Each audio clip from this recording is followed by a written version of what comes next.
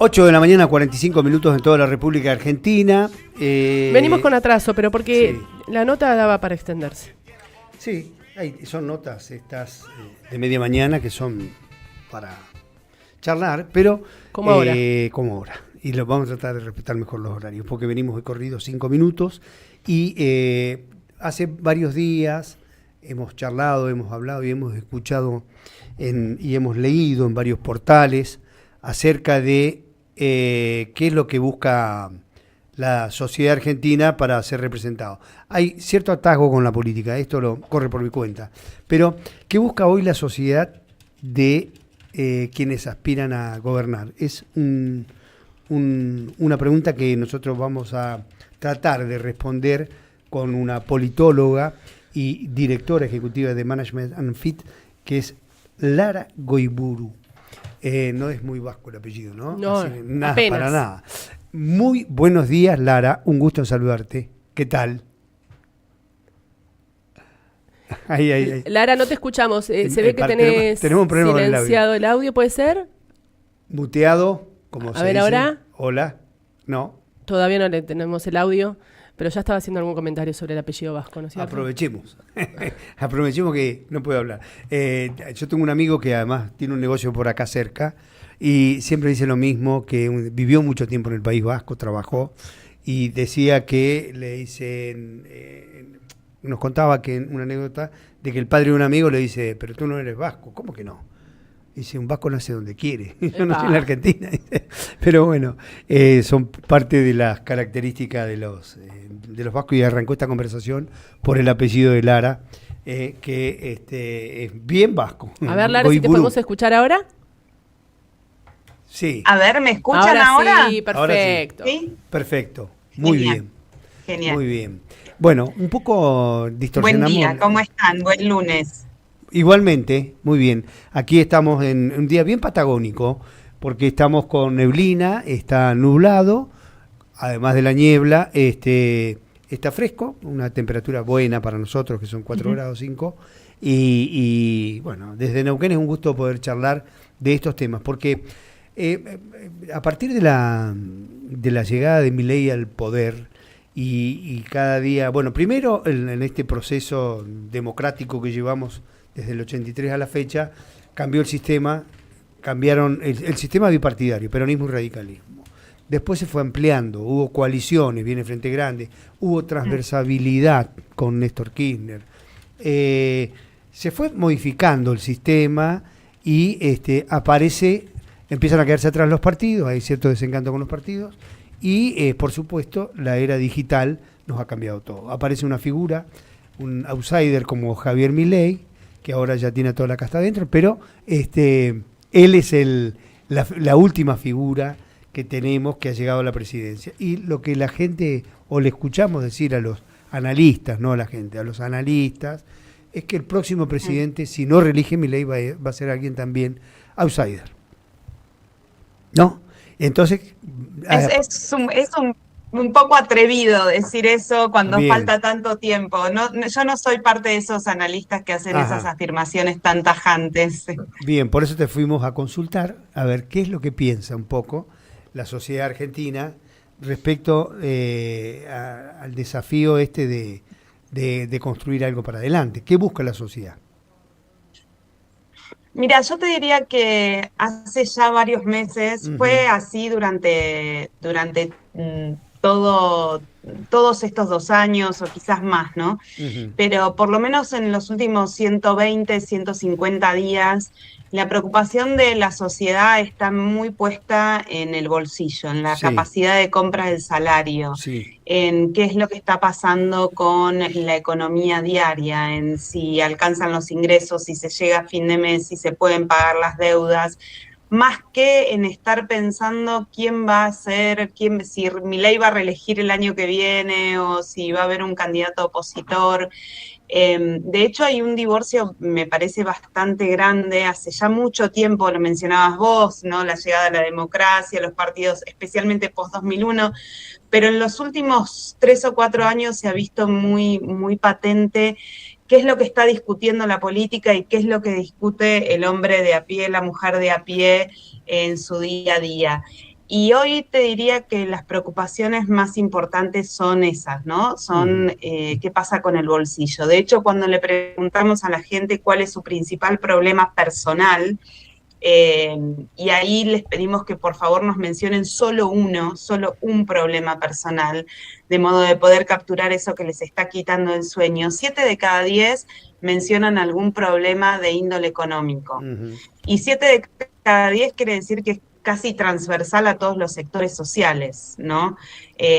Hoy la preocupación de los argentinos, esto es una encuesta nacional, digo, la preocupación de los argentinos va por ahí, va por qué es lo que pasa con el día a día y qué pasa con esa recuperación económica que los números macro muestran como muy exitosa, pero que no termina de llegar al bolsillo. De hecho, ya hay funcionarios del gobierno nacional que están empezando a decir esto en voz alta, en notas o en foros, diciendo, bueno, ahora falta esto, ¿no? De acá a octubre quizás la energía tiene que estar puesta en cómo hacer para que esta recuperación llegue a las personas comunes. Lara, ¿cómo andás? Bien. Por un lado está, por supuesto, lo que decías recién de cómo llenar la heladera, ¿no? Pero, digo, en el ciudadano de a pie. Pero hay algo que me parece que también se tiene que reconstruir, por decirlo de alguna manera, que me parece que está pasando a nivel mundial, que es generar credibilidad por parte de los dirigentes, ¿no? ¿Esto lo han analizado? Sí, bueno, siempre hacemos la misma pregunta que tiene que ver con imagen, ¿no? ¿Qué imagen se tiene de la dirigencia política? Ahí lo que sabemos es que toda la dirigencia política reprueba, todos tienen diferenciales negativos que superan el 14, el 15%, y de ahí para arriba, ¿no? Esto es la diferencia entre el negativo y el positivo, siempre les da negativa. Sí. Y mientras exista este divorcio entre las preocupaciones de la ciudadanía y lo que la política está discutiendo, pareciera bastante difícil revertir esta situación. Porque hoy lo que tenemos en esos 7 de cada 10 que discuten esto, o en el 55% el que le preguntamos si las elecciones fueran mañana, si optaría por el mismo equipo de gestión o un cambio total de equipo y de políticas, hay un 55% que dice un cambio total de equipo y de políticas, pero después cuando hacemos el doble clic sobre ese porcentaje de la población y les preguntamos quiénes, bueno, no hay proyecto ni persona que esté amalgamando ese 55%. Y en las investigaciones cualitativas la respuesta es siempre la misma, están en otra, ¿no? Esto que dicen tanto los adolescentes y los jóvenes, están en otra.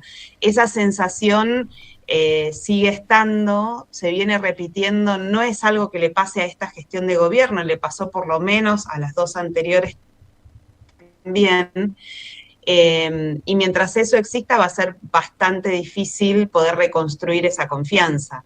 Eso en términos nacionales. En términos internacionales hay múltiples factores que están interviniendo en esto, que tiene que ver también con la posibilidad de conectar puntos que antes hubieran estado desconectados. Digo, las extremas derechas son producto no son producto, digo, pero se han visto no son producto para nada. Históricamente hace años o siglos que están presentes, digo, pero se han transformado en algo o en un punto de poder bastante importante gracias a las redes sociales, a la posibilidad de conectar puntos de pensamiento similar más allá de la distancia, a una velocidad que antes no existía.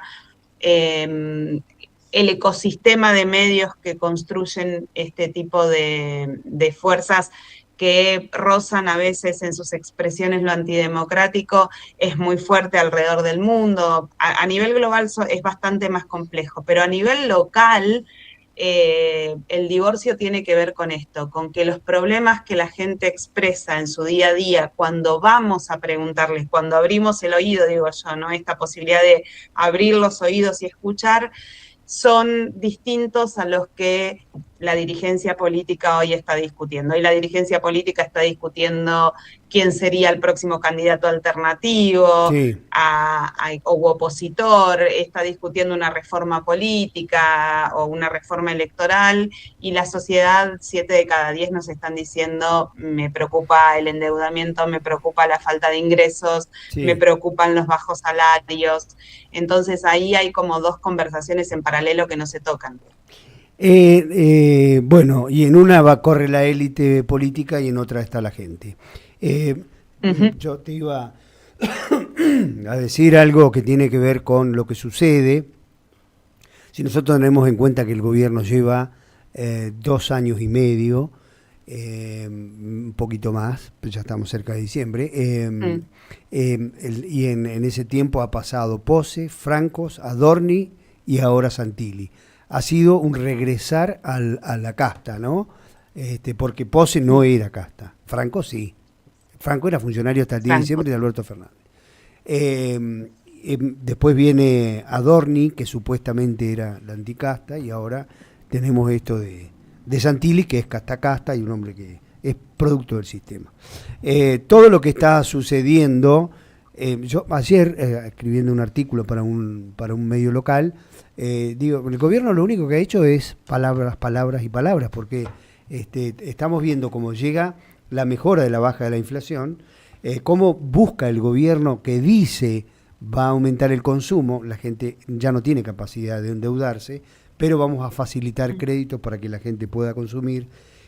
Nuestro nuevo partido no es la Libertad Avanza, nuestro nuevo partido son los gobernadores, es decir, lo que está haciendo es tiene un plan de renovación del status quo, digamos, del gobierno y de los gobiernos locales. Con lo cual, dice, bueno, vamos a hacer concesiones, vamos a soltar un poquito el grillo para que puedan reelegir los gobernadores, no le vamos a meter candidatos y vamos a seguir gobernando nosotros, porque a los gobernadores en esa elección separada le vamos a dar la chance de que se reelijan, pero ellos tienen que garantizarnos que no van a dar las bancas en el Congreso para un supuesto segundo mandato de Javier Milei. Eso es lo que está vigente, este es el último gran plan que tiene la Argentina, además de que, por supuesto, hemos desmontado todas las leyes y todo lo que más se ha podido el Estado de Bienestar para tener un modelo apetecible para los inversores. Esto es RIGI, Super RIGI, flexibilización laboral, todo lo que hemos ido viendo, ¿no?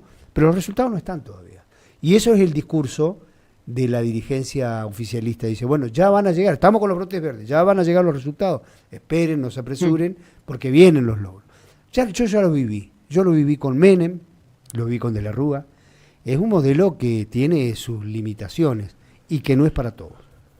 ¿Eso Mirá, se nota en las encuestas? Yo te escucho, sí, en las encuestas sale, pero, a ver, yo te escuchaba hablar y pensaba, me estás describiendo el capítulo 13 de Bases y Puntos de Partida para la Argentina de Alberdi, ¿no? Sí. Digo, institucionalmente la Argentina fue pensada así. Uh-huh. Creo que, y las sucesivas reformas a la Constitución Nacional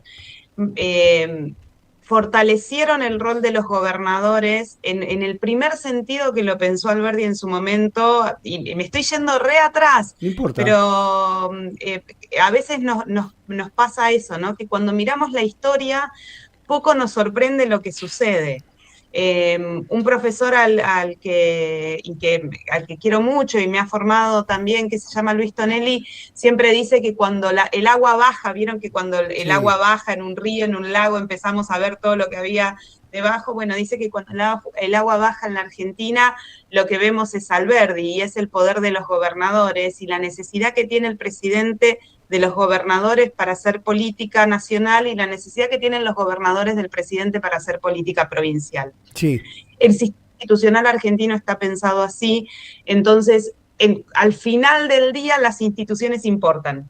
Como están, y los jugadores políticos tienen que jugar en ese marco institucional y terminan obedeciendo a las reglas de esa institución. Eso por eso se repitió en el 83 con el regreso a la democracia, por eso se repitió con Menem, y al final del día termina pasando eso. ¿Cómo lo vemos en las encuestas y cómo aparece esta grieta que termina de resolverse en 1853 con la sanción de la Constitución y darle un poder institucional a esos caudillos provinciales en el Senado de la Nación?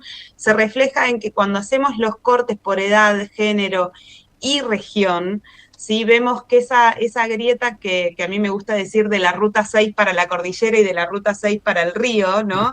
Que es conurbano bonaerense, capital, versus, si uno quiere pensarlo de esa manera, el interior, siempre termina apareciendo. Esa cuestión social de una capital versus el interior, y también aparece cuando pensamos política económica, ¿no? Porque es muy difícil hacer política económica nacional con sectores productivos que necesitan dólares distintos, por ejemplo. No es el mismo precio del dólar el que necesita una actividad exportadora primaria, como puede ser petróleo, gas o inclusive el campo, al tipo de dólar que necesita el trabajador industrial y la industria del conurbano. Entonces, pensar una política macroeconómica con esa grieta de planificación macro tan importante también es complicado, y al final del día son estas cuestiones no resueltas que son muy de base en la Argentina las que terminan apareciendo. Bien. Me hiciste acordar, Alberti, porque cuando dijiste la división que hay entre el interior, claro, o el conurbano y el resto, me hiciste acordar lo que decía Alberti: gobernar es poblar. Gobernar es poblar, y quizás esa tensión que no se dio porque el conurbano bonaerense o lo que rodea la capital por sí, olas migratorias, por sí, internas y externas, terminó siendo siempre la más poblada, la que más pesa en términos electorales. La reforma del 94 le dio todavía más peso al eliminar el colegio electoral. Entonces ahí hay una tensión que no se termina de resolver, y esa tensión también marca la política nacional, de nuevo, porque no es el mismo tipo de medidas las que necesita las zonas urbanas, periurbanas, con instalación industrial, que las que pueden necesitar, por ejemplo, Neuquén, para lograr un mayor desarrollo de la provincia. Bien, Neuquén creo que tiene en este momento un contexto histórico único e irrepetible. O sea, nunca lo tuvo ni nunca lo va a volver a tener, porque es tener lo que se necesita o lo que necesita el mundo, que es esta energía, el GNL, el petróleo, y tener este medio mundo en guerra, que requiere de esto, que encarece el recurso, o sea, que recibe por ventanilla las mejoras, lamentablemente, ¿no?, de la guerra, y por el otro lado tiene un futuro que ya lo tiene casi sellado, que es exportar todo el GNL que extraiga.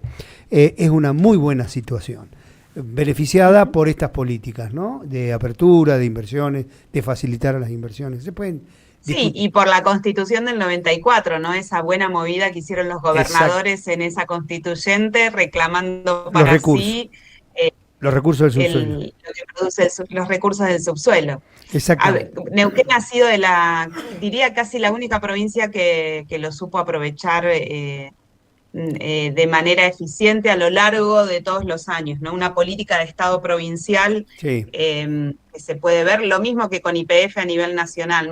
Fíjense cómo más allá de las rencillas desde la nacionalización de YPF, nadie soltó ese activo, inclusive este gobierno nacional, que podríamos haber pensado que iba a ser todo lo contrario, también defendió ese activo. Digo, de hecho, para contar cosas positivas, no claro, todas negativas. No, claro, Clara, pero inclusive Milei había dicho que iba a vender Vaca Muerta. Voy a vender Vaca Muerta, sí, y voy a pagar la deuda externa. Una barbaridad. La inexperiencia que tenía, todo eso. Nada de eso sucedió. Nada de eso sucedió, ni el Banco Central, ni muchas cosas que defiende la gente como conquistas sociales, que es la universidad.